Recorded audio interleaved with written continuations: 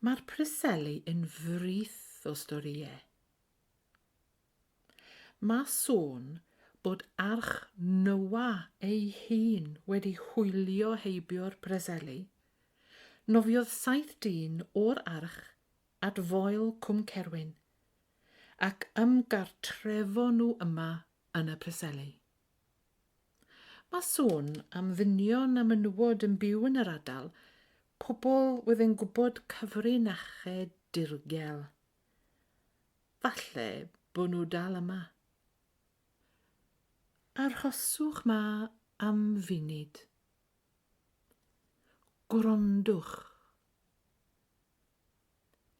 Ych chi'n clywed sŵn ceffyl yn carlamu ar y tir?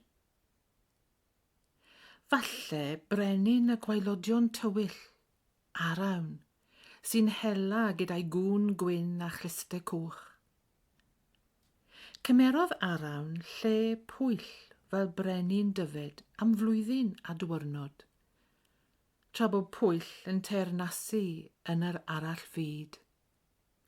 Mae hi'n bosib symud o un byd i'r llall yn ardal y Preseli. Drychwch, falle welwch chi rhywbeth rhyfeddol o gornel eich llygad. Ych chi'n gweld ceffyl gwyn tal yn cerdded yn ara deg yn y pellter? Rhiannon sy ar ei gewn wedi cipio calon y brenin pwyll. Oes sŵn moch yn twrio? Moch dyfed, anreg o frenin yr arall fyd i pryderu mab pwyll a Rhiannon. Nath y dewin clyfar gwydion dwyn y moch a chymeryd nhw lan i'r gogledd. Ath pryderi a dynion dyfed ar ei hôl nhw, ond fe gollodd pryderi ei fywyd wrth treial achub y moch bach rhyfeddol. Maen nhw'n gweud, falle, dath dynion dros mynyddau y Preseli yn twthian o dan bwysau pen enfawr, pen cawr, pen y brenin bendigeidfran. With y pen rhin mor drwm a'i calonau nhw, ar ôl tristwch rhyfel yn Iwerddon. Wen nhw ar ei ffordd i Ynys Gwales, i anghofio. Mae rhai wedi gweld pobl bach wedi gwisgo mewn dillad gwyrdd a coch yn dawnsio yma yn y Preseli, ac yn carlamu o gwmpas ar gewn ceffylau bach gwyn. Ie, y tylwyth teg. Cerddodd bigel i mewn i gylch ar y freni fawr un dro, ar ôl gweld y bobl bach. Camodd i mewn i fyd arall. Gwelodd e'r palas a gerddi tlws y tylwyth teg, ond cymerodd ddim sylw o rybydd y bobl bach i beido ifed y dŵr na.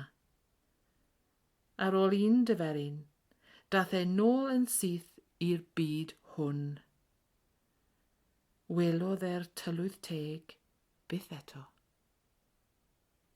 A glywch chi am y stori am fochyn enfawr, y twrch trwyth, yn rhedeg nerth i sodle dros y mynyddau yma gyda'i foch bach cas. With crib a sisiwn a rasau rhwng ei glistau fe. Dath y brenin Arthur a'i farchogion ar ei ôl yr holl ffordd o Borthclais. O, wedd brwydr ffyrnig o dan foel Cwm Cerwyn. Fe laddwyd marchogion Arthur a'i fab yma y mynyddau'r Preseli.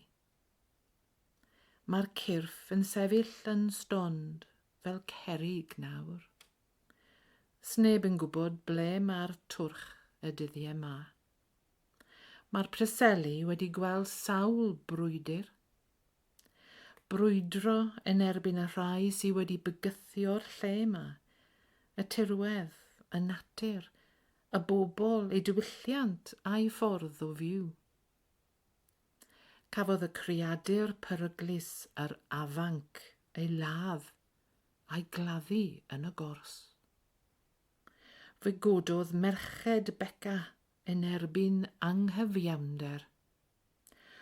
Cododd y bobl yn erbyn byddin go iawn, ac fe lwyddo nhw i ddiogelu mynidder Preseli ar gyfer ni i gyd.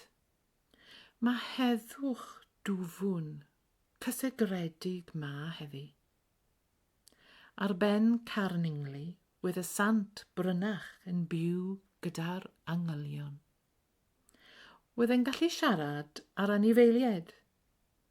Wedd blaidd yn gwarchod ei hoff fiwch wen a 2 garw yn trin y tir. Dilynodd brynach hwch fawr wen lawr i'r cwm, ble mae'r gwcw yn canu, lle ar gyfer eglwys ar bwys yr afon. Mae yna stori am drysor yma yn y Preseli, os chi'n gwybod ble i edrych. Ond gofalwch, o gwmpas y trysor mae neidr mawr du yn cysgu. Rhywdro, gwelodd crwt y trysor a'r neidr. Yn dawel bach cripiodd rhwng pen a chwt y neidr. Cymerodd ei gotbant a dechreuodd llenwi fe gyda ceiniogau aur. Ond dinodd y neidr a rhedodd y crwt bant heb ei got. Pan edrychodd e'n ôl, gwelodd y neidr a'r trysor yn suddo i mewn i'r ddaear. Yn bendant, mae trysor amhrisiadwy yma ar gyfer pawb. Yn y prydferthwch a'r llonyddwch, yn y goddegfeydd eang, ac yn y cerrig hynafol sy'n herio ni i ddatgelu ei cyfrinachau.